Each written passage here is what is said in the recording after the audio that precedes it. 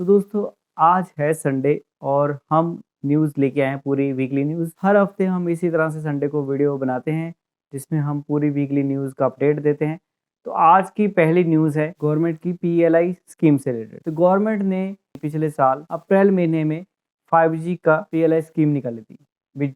कोई भी कंपनी अगर 5G इक्विपमेंट्स इंडिया में बनाती है तो उसे इंसेंटिव दिए जाएंगे। तो इस स्कीम में 2021 में 12,195 करोड़ रुपए दिए गए थे और पीएलआई योजना के ऊपर उसमें 42 कंपनियों ने पार्टिसिपेट किया था और इसमें कुछ ना कुछ चेंजिंग होते रहते हैं। 2022 में चेंजिंग हुए थे और इस तरह से 2023 में 1500 करोड़ रुपए का जो है प्रावधान किया गया है जिसमें 42 कंपनियों ने भाग लिया, लेकिन 20 ही कंपनियों को इसका फायदा मिला है। तो इस तरह से हर साल जो है इसमें कुछ ना कुछ बढ़ोतरी होती रहती है, कुछ ना कुछ चेंजिंग होती रहती है। तो इस साल भी पीएलआई स्कीम में कुछ चेंजिंग हो रहे हैं और कुछ कंपनियां जैसे Nokia, Jabil, Sanmina, HFCL, VVDN, Coral and Tejas network सहित 20 कंपनियों ने कथित तौर पर अपने 2013 में जो है पूरा इसको पीएलआई स्कीम को प्रूव कर लिया था, मतलब 2013 में ही उसको रजिस्टर कर लिया था, जिसमें लगभग उनको 400 करोड़ रुपए का जो है अब तक बेनिफिट हो चुका है। तो इस तरह से ये सबसे पहली बीपीएल न्यूज़ थी। तो इसमें क्या था, जैसे कि आपको मालूम ही है ये 5G इक्विपमेंट्स गवर्नमेंट चाहती है, मेक इन इंडिया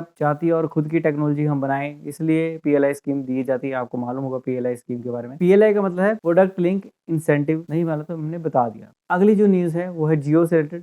जियो ने एक बहुत ही बड़ा, बहुत ही दुर्गम एरिया में अपना टावर स्थापित किया है, जो कि है बोध गांव है, सुमचम है, वहां पे टावर लगाया है जिससे फाइबर ऑप्टिकल से जोड़ा जाएगा और बहुत ही ऊंचाई क्षेत्र में है ये। और काफी खुशी की बात है अभी इतने दूर दराज के इलाकों में भी जियो काम कर रहा है और ये J&K है, जम्मू एंड कश्मीर के इलाके में इतने हाइट पे जाके मतलब एक टावर स्थापित करना और वहाँ के लोगों को नेटवर्क देना। कि हम हिमाचल में रहते, कई ऐसे इलाके हैं जहाँ पे मतलब 2-2 दिन 3-3 दिन पैदल पहुंच के पहाड़ों 3-4 पहाड़ क्रॉस करके पहुंचना पड़ता है, जहाँ पे रास्ता भी मतलब जो है पैदल है, गाड़ी नहीं है और लाइट की फैसिलिटी चलो है। तो इस तरह से मतलब बहुत दुर्गम इलाके होते हैं जहाँ पे नेटवर्क सिर्फ कुछ लोगों के लिए, 100-200 लोगों के लिए नेटवर्क जाना बहुत मुश्किल की बात हो जाती है, लेकिन कहीं ना कहीं हमारे को ये फैसिलिटी मिल रही है, मतलब अच्छी बात है। अभी जियो ने ऐसा किया है। ये जो क्षेत्र है ये डंगैल क्षेत्र में आता है जहाँ पे जियो ने टावर स्थापित किया है। तो नेक्स्ट न्यूज़ है हमारे हिमाचल से रिलेटेड, टेलीकॉम की न्यूज़ है। जैसे स्मार्ट सिटी बनाई जा रही है, तो धर्मशाला हमारे मतलब हिमाचल में स्मार्ट सिटी घोषित, मतलब स्मार्ट सिटी तैयारी की जा रही है जिसमें टेलीकॉम कंपनियां क्या कर रही हैं, जगह जगह खड्डे कर रही हैं। तो हो रहा है ऐसा भी, जेसीबी लगती है खुदाई करने के लिए, जगह जगह जो है खड्डे किए जा रहे हैं, कई बार रोड ब्लॉक कर दिए जा रहे हैं। जो यात्री वहां पे लोग आ रहे हैं, जा रहे हैं, उनको दिक्कत आ रही है। जो वहां पे स्थानीय लोग हैं वो भी काफी परेशान हो रहे हैं। तो इस तरह से आपको भी अपने शहर गांव में काफ़ी दिक्कतों का सामना करना पड़ा होगा। अभी खैर इस न्यूज़ में तो ऐसा भी, जब स्मार्ट सिटी का प्रावधान है तो जितने भी टेलीकॉम कंपनी है उनको पूरा नेटवर्क सही तरीके से पूरा बिछाना है, उस तरीके की फैसिलिटी देनी है। तो उनको पूरी छुट्टी मिल गई है, मतलब खुली छूट है भाई, जहाँ मर्जी वो जैसे मर्जी तोड़ फोड़ करके शहर को ट्रांसफॉर्म कर रहे हैं। तो इसमें नॉर्मल दिक्कतें तो आ ही रही हैं, लेकिन ज़्यादा ही मतलब बिना कथित तौर पे कभी भी कहीं पे भी शुरू हो जाना, ये थोड़ी सी दिक्कत वाली बात है। तो इस तरह से आपके जो स्मार्ट सिटी में रहते हैं लोग वो कमेंट करके बता सकते हैं क्या ऐसा हुआ था आपके शहर में भी कभी भी कहीं पे भी कहीं किसी भी रोड पे जो है काम शुरू हो गया और कोई जानकारी नहीं, कुछ नहीं, बस रोड ब्लॉक हुआ, लोग परेशान हुए।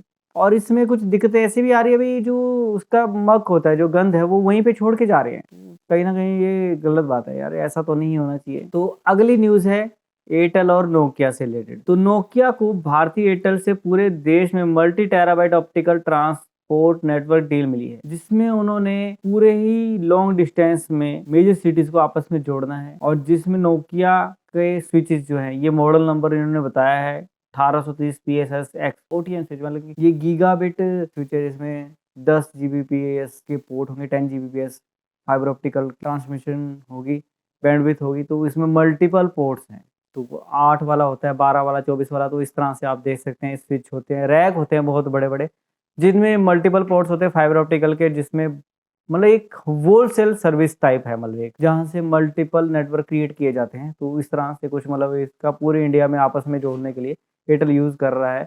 नोकिया से कोलैबोरेशन हुई है, मतलब उनके साथ डील हुई है, जो कि नोकिया के स्विचेस यूज़ किए जाएंगे। अगली न्यूज़ है बीएसएनएल से रिलेटेड। तो बीएसएनएल ने एक लॉन्च किया है अपना चैटबॉट, व्हाट्सएप नंबर है उनका, जिसमें जितने भी कंप्लेंट्स है, इनवॉइसेस हैं, हिस्ट्री है, डाटा यूजेज है, ये सारी चीज़ें जो है हम चेक कर सकते हैं। तो एक मेथड है जिसमें रजिस्टर करने का तरीका बताया गया। उसके बाद हम अपने चैटबॉट पे, मतलब बीएसएनएल के चैटबॉट पे अपनी डिटेल्स चेक कर सकते हैं या कंप्लेंट रजिस्टर कर सकते हैं। तो जैसा कि आप सबको मालूम है बीएसएनएल कस्टमर केयर कैसा काम करता है, तो ये एक बहुत अच्छी बात है। अभी अब ये ऑटोमेटिक हो रहा है सिस्टम। तो इसमें क्या होगा, अभी जब भी कोई हमारे को दिक्कत आएगी तो फटाफट से हम जो है अपनी डिटेल चेक कर पाएंगे, कंप्लेंट रजिस्टर कर पाएंगे और उसका सोल्यूशन चैटबॉट पे देख पाएंगे। जैसे हम हिस्ट्री देखनी है, डाटा यूजर देखनी है, इनवाइसेस देखने हैं, डाउनलोड करने हैं और भी बड़ी कुछ चीज़ें हैं। तो ये सही डायरेक्शन में जा रहा है। बीएसएनएल 4G भी काफ़ी अच्छा लॉन्च होने वाला है फटाफट से। तो तैयारी तो है इनकी, मतलब। तो बीएसएनएल तमिलनाडु में एक्स इनकी ट्विटर पे ये पोस्ट डाल के जो है बताया था भी ये सर्विस लॉन्च की गई है। तो अगली जो न्यूज़ है वो है गवर्नमेंट और एयरटेल से रिलेटेड। गवर्नमेंट ने जो हेक्साकॉम में स्टेक थे उनके 30% के, तो वो उन्होंने सेल आउट करने हैं।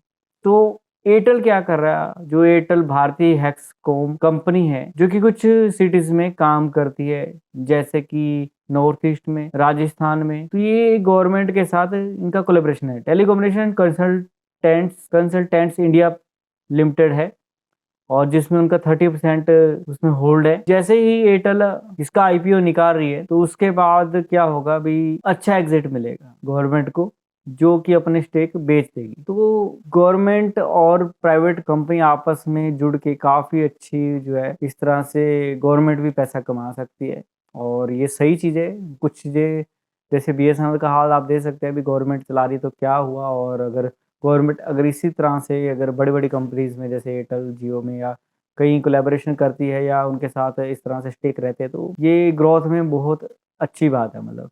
और हमारे गवर्नमेंट के लिए बहुत अच्छी बात है ताकि हमारे को अच्छी फैसिलिटी मिल सके। तो इस तरह से इस डायरेक्शन में जा रहा है। अभी देखते हैं अभी आईपीओ कैसा निकलता है और ऊपर जाता है, नीचे जाता है। जब आएगा तो तब देखते हैं। अगली न्यूज़ है ई सिम से रिलेटेड। तो क्या आप ई सिम यूज़ कर रहे हैं? तो एयरटेल के जो एमडी गोपाल विट्टल जी हैं, वो कह रहे हैं भी सिम की बजाय हमें यूज़ करनी चाहिए नई तकनीक, जो कि मोबाइल चोरी होने पर अगर हम ई सिम यूज़ करते तो मोबाइल को ट्रैक करना बहुत आसान होता है, क्योंकि उसमें सिम ही चेंज नहीं होगी, तो उसको ट्रैक करना बहुत जल्दी हो जाएगा। तो 5G प्लस नेटवर्क आ चुका है और उसमें ई सिम का उपयोग करने पर जो है काफ़ी सारी फैसिलिटी मिलती है, ट्रैक करना आसान रहता है। और वैसे भी कई जितने भी मॉडल्स हैं हमारे मोबाइल के, और हम वॉच यूज़ करते हैं, टैबलेट यूज़ करें, घड़ियाँ यूज़ करते हैं, तो आपस में कहीं न कहीं जुड़े रहते हैं और कनेक्टिविटी अच्छी प्रदान करते हैं। तो इसलिए ई सिम का उपयोग करना चाहिए। तो मैं भी चाहता हूँ भी जल्द से जल्द भी जो है ई सिम मैं यूज़ करूँ।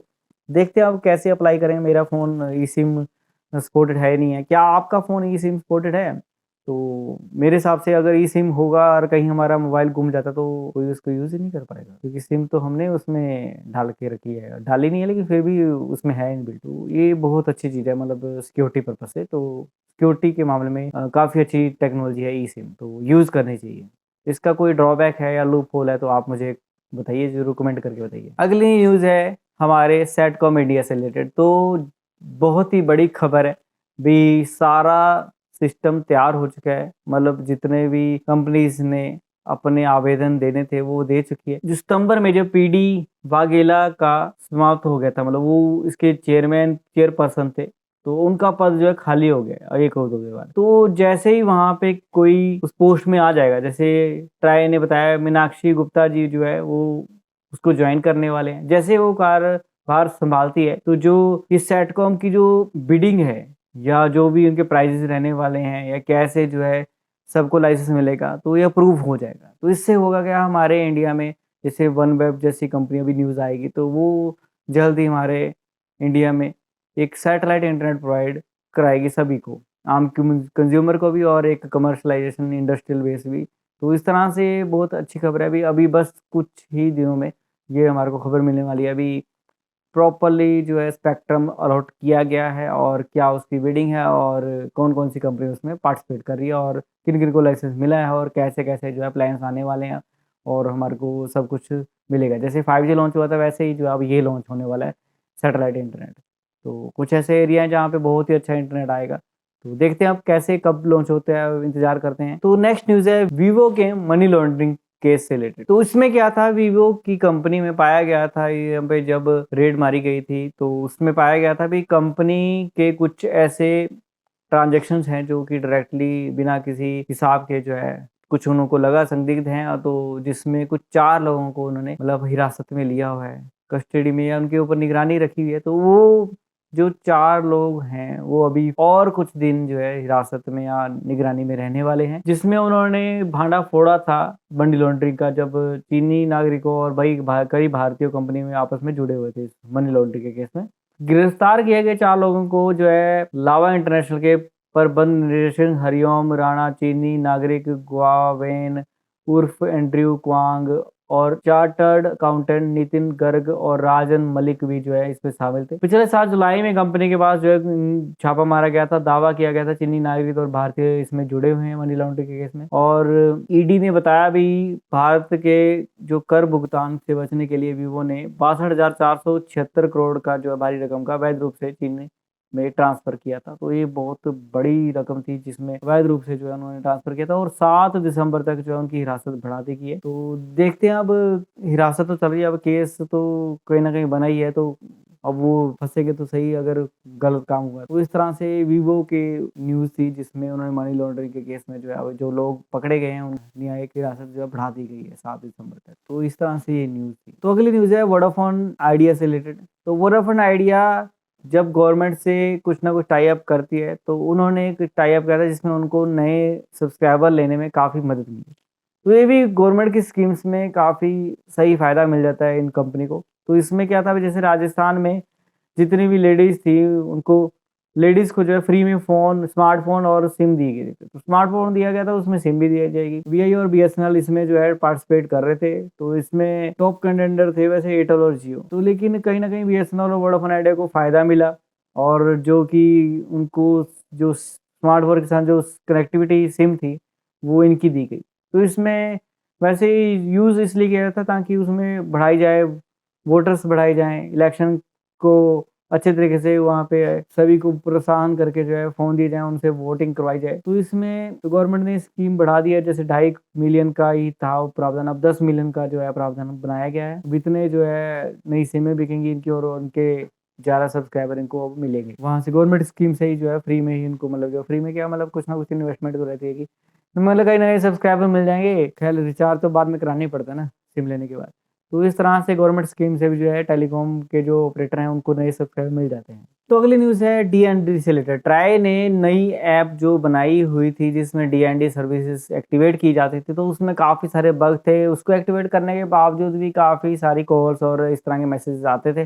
तो ट्राई कहता है भी ये टिल मार्च मतलब जो है कंप्लीटली इसको सॉल्व कर दिया जाएगा और नए अपडेट्स दिए जाएँगे। तो इसकी जो अभी रेटिंग है बहुत कम है, अगर देखा जाए तो अभी ऐप स्टोर में। तो कहीं न कहीं आईओएस और प्ले स्टोर में अवेलेबल है। तो क्या आप इस डी ऐप को यूज़ कर रहे हैं? तो ज़रूर कमेंट करके बताइए। तो अभी ट्राई इसके ऊपर बहुत ज़्यादा एक्टिव हो गया है, काफ़ी सारी न्यूज़ भी आई है। अभी वो चाहता है अभी इस तरह से जो करते हैं उनको रजिस्टर किया जाए, तभी जो है कोई मैसेज कर सके, कमर्शियल कर सके किसी को भी, और फेक जो अभी मैसेज जा रहे हैं वो बंद हो सके। तो डी सर्विस लेने के बाद होता क्या है, वैसे डू नॉट डिस्टर्ब होता है जिसमें हमें इस तरह के जो कमर्शियल मैसेजेस होते हैं, प्रमोशनल मैसेज होते हैं, वो मैसेजेस और कॉल्स नहीं आती हैं किसी भी कंपनी से। तो ऐसा होता है, लेकिन क्या सच में होता है? अगर ट्राई के पास अभी प्रमोशनल कंपनी जो भेज रही हैं ऐसे मैसेज, ठीक है, वो रजिस्टर हो जाएँगी तो अच्छी बात है, अदरवाइज़ बाकी सब तो ब्लॉक ही हो जाएँगे। तो ये बहुत अच्छी चीज़ है, अभी जल्द से जल्द इस पे बहुत अच्छा काम हो रहा है। तो अगली न्यूज़ है भारत नेट से रिलेटेड। तो भारत नेट जो है अभी तमिलनाडु में फुल फ्लेज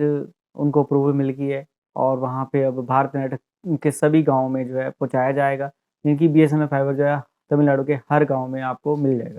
तो जितनी पंचायतें सबको जोड़ा जाएगा इसमें, और जो तमिलनाडु में रहते हैं उनको काफ़ी अच्छी बात है, अभी हर जगह फाइबर कनेक्शन उनको मिल जाया करेंगे, अब गाँव-गाँव तक पहुँच रहा है भारत नेट। तो इसमें 100 एमबीपीएस का जो कनेक्टिविटी पहुँचाई जाएगी, और यूनिवर्सल सर्विस ऑब्लिगेशन फंड से जो है इसको इन्वेस्ट किया जाएगा, और जगह-जगह जो है फाइबर ऑप्टिकल केबल और इनको आपस में जोड़ा जाएगा। तो अगली न्यूज़ है हमारी सैटेलाइट इंटरनेट से रिलेटेड। वनवेब की जो सर्विस है उनको एक्टिव, मतलब उनका पूरा अप्रूवल है और पूरे सारी सर्विसेज़ रेडी हैं। मतलब काफ़ी जो हमारी सबसे पहले इंडियन कंपनी थी वो वनवेब के साथ एयरटेल ने टाई अप किया था, तो ये एयरटेल की वनवेब कंपनी है, इनके आपस में टाई अप है। तो ये कंपनी सबसे पहले सैटेलाइट इंटरनेट लॉन्च करने वाली है। तो देखते हैं कब लॉन्च करती है। इसमें बताया जा रहा है OneWeb India had today received the necessary authorization. उनको पूरी ऑथराइजेशन मिल चुकी है INSPAC इंडियन स्पेस रेगुलेशन से लॉन्च करने के लिए OneWeb commercial satellite broadband service India में। तो first to receive the approval, इनको अप्रूवल मिल चुका है और ऑथराइजेशन मिल चुकी है। इनका नाम यूटेलसेट वनवेब नाम रखा गया है इनका। लॉन्च कमर्शियल कनेक्टिविटी इनकी, आप कमर्शियली एक आपस में जो है सैटेलाइट इंटरनेट प्रोवाइड करा सकते हैं। मतलब जो हम इंडिविजुअल है उनको नहीं, कमर्शियली इनकी बड़ी बड़ी कंपनीज को, एंटिटीज को जो है ग्रांटेड दे दिया गया और ये अभी सर्विस शुरू कर रही है। तो अगर आप भी एक कमर्शियल कंपनी है, जैसे अगर बड़ा स्केल पे कनेक्शन लेना चाहते हो तो आप एक लीज लाइन टाइप मतलब जो कनेक्शन वीसेट का जो है अब ले सकते हैं, मतलब वनवेब से। तो ये अच्छी खबर है। अभी हमारे इंडिया में कहीं ना कहीं अब वीसेट यानी कि सैटेलाइट इंटरनेट जो अच्छी तरीके से काम करेगा।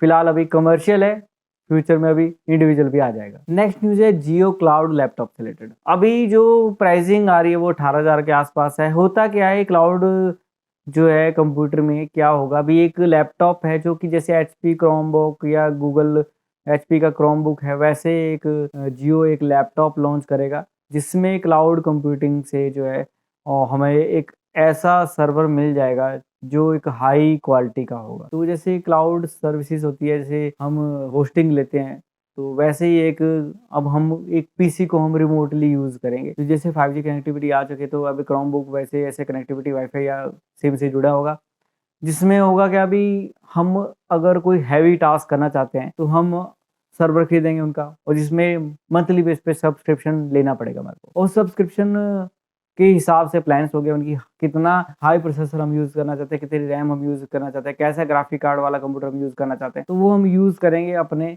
काम के लिए। तो ये बहुत अच्छी चीज़ है। अभी पहले 15,000 के आसपास का लैपटॉप खरीदो, उसके बाद अगर आप उसमें 4K वीडियो एडिट करना चाहते हैं या बहुत बड़े हाई लेवल पे काम करना चाहते हैं, सर्वर बनाना चाहते हैं, तो आप मंथली बेसिस पे एक सब्सक्रिप्शन बेस पे एक सर्वर यूज़ कर सकते हैं थ्रू आउट उस लैपटॉप के। तो जियो का आपको पता है प्लान कैसे रहते हैं, इंडिविजुअल को टारगेट करते हैं, तो ये आम लोगों के लिए सही से गेमिंग वूमिंग भी कर सकते हैं और काफ़ी कुछ 15,000 रुपये के लैपटॉप में ही हो जाया करेगा, जो कि लाखों रुपए के जैसे एप्पल या बड़े बड़े लैपटॉप लेने पड़ते गेमिंग वाले, तो शायद अब उनकी ज़रूरत नहीं पड़ेगी। कुछ सब्सक्रिप्शन देने पर ही जो है हमारे को ये फैसिलिटी मिल जाएगी रहेगी। तो ये अच्छी बात है, अच्छी न्यूज़ है। हम चाहते हैं भी हम 15,000 रुपये का लैपटॉप लें और सारे काम कर सकें, फिर कुछ महीने के पैसे देने पड़ेगी, यानी कि 3 महीने का दे दिया, यानी कि कुछ-कुछ महीने के भी ले सकते हैं, जब जो ज़रूरत पड़े। तो ये अच्छी बात है, प्रीपेड, पोस्टपेड प्लान जैसे भी आएँ, तो जल्द से जल्द आ जाएँ ये प्लान और ये लैपटॉप भी फटाफट अवेलेबल हो जाए मार्केट में। तो इतना ही चाहते हुए हम कहेंगे भी ये बहुत अच्छी चीज़ है। तो दोस्तों ये थी आज की न्यूज़। हमें आशा है आपको ये न्यूज़ पसंद आई होगी और नेक्स्ट न्यूज़ के लिए मिलते हैं अगले हफ्ते। बाकी लाइव करेंगे हम मंडे को। तो फिलहाल इतना ही बताते हुए मैं आपका शुक्रिया करना चाहूँगा। बहुत-बहुत धन्यवाद। जय हिंद।